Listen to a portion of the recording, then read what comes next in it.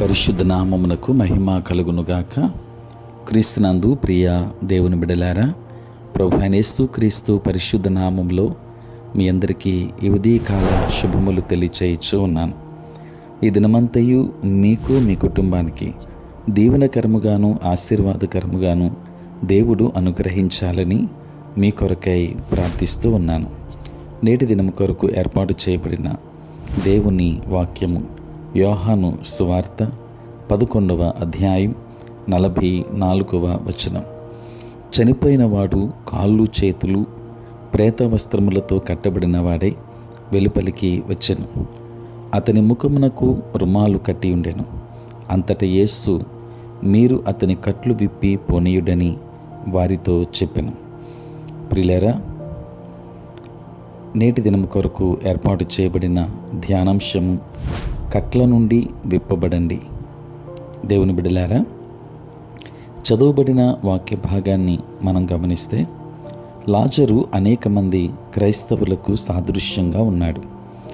క్రొత్తగా జన్మించినప్పుడు మరణము నుండి నూతన జీవములోకి దాటామని పరిశుద్ధ గ్రంథం చెబుతుంది.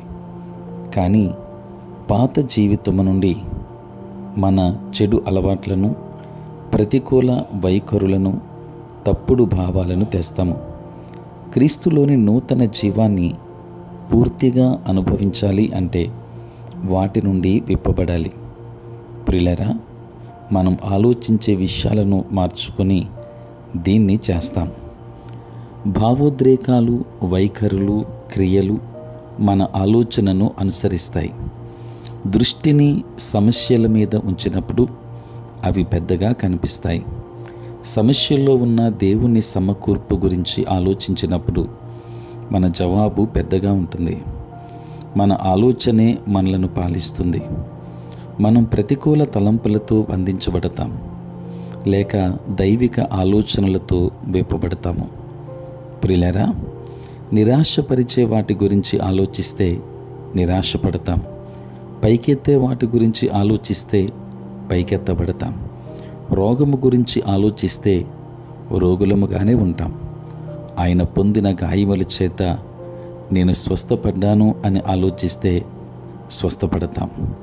దేవుని బిడ్డలారా, దైవిక సంతృప్తి పరిస్థితుల మీద ఆధారపడలేదు, కానీ లోకం దాన్నే నమ్ముతుంది. పరిస్థితి బాగా ఉంటేనే సంతృప్తి ఉంటుందని భావిస్తున్నారు. అందుకే అనేకులు నిరాశ చెందారు. ప్రతికూల పరిస్థితుల్లో కూడా సానుకూల సమాధానం, సంతోష భావోద్రేకాలను కలిగి ఉండగలమని నమ్మడం లేదు. ప్రియులారా, మన ఆలోచన విధానాన్ని భావోద్రేకాలు వెంబడిస్తాయని పరిశుద్ధ గ్రంథం చెబుతుంది. పవిత్రమైనవి, రమ్యమైనవి, ఖ్యాతిగల వాటి గురించి ఆలోచన చేస్తే పాత సమాధి వస్త్రాల నుండి విప్పబడతాం. ఫిలిప్పీలకు రాసిన పత్రిక 4వ అధ్యాయం 8వ వచనం. ఆలోచించేదానికే భావోద్రేకంగా స్పందిస్తాం. ప్రియులారా, గతించే మన భౌతిక లోక పరిస్థితులకు బదులు నిత్యమైన దేవుని సత్యాలు, ఆశీర్వాదాల మీద మన దృష్టిని ఉంచి మన యొక్క రోజును మలుచుకుందాం. దైవాశీర్వాదాలు మనం పొందుకుందాం. దేవుని కృప మీ మీద, మీ కుటుంబం మీద నిండారుగా ఉండునుగాక. ఆమేన్. ప్రార్థన. పరిశుద్ధుడైన తండ్రి, ప్రేమ కలిగిన ప్రభువా, మీ పరిశుద్ధ నామమునకే వందనాలు, స్తోత్రాలు చెల్లిస్తూ ఉన్నాం. నాయనా, రాత్రంతయు కాపాడి సంరక్షించి సుఖనిద్రను మాకు దయచేసి మా జీవితంలో మరి యొక్క నూతన దినాన్ని మేము చూడగలిగే భాగ్యాన్ని ప్రభువా మీరు మాకు అనుగ్రహించినందులకే స్తోత్రాలు. నాయన, ఈ దినమంతా కూడా మీ సన్నిధి మాతో ఉంచండి. మీ ప్రసన్నత మాకు దయచేయండి. నేటి మా పనులలోనూ, ప్రయాణములలోనూ, పరిచర్యలోనూ మీరే తోడై ఉండండి. బలహీనులైన బిడ్డలను బలపరచండి తండ్రి. అనారోగ్యంతో ఉన్న వారికి ఆరోగ్యాన్ని ఇవ్వండి తండ్రి. ఉద్యోగస్తులు, వ్యాపారస్తులు కష్టపడి పని చేసుకుంటున్నటువంటి ప్రతి ఒక్కరి మీద తండ్రి నీ కృపాహస్తము నుంచి మరొకసారి ప్రార్థిస్తూ ఉన్నాను. నాయన, స్టూడెంట్స్ జ్ఞాపకం చేసుకోండి, జ్ఞానమును వారికి ఇవ్వండి. దూర దేశాలలో, దూర ప్రాంతాల్లో ఉంటున్న బిడ్డలందరినీ దీవించండి.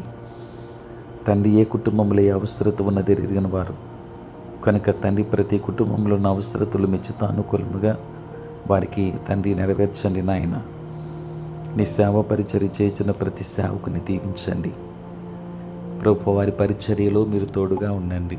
సార్వత్రిక క్రైస్తవ సంఘాన్ని ఆశీర్వదించమని వేడుకుంటూ ఈ ప్రాతకాలపు ధ్యానములలో ఏకీభవించుచున్న ప్రతి ఒక్కరి మీద నీ కృపహస్తమునుంచుమని యేసు నామములో ప్రార్థించి వేడుకొనుచున్నాము తండ్రి.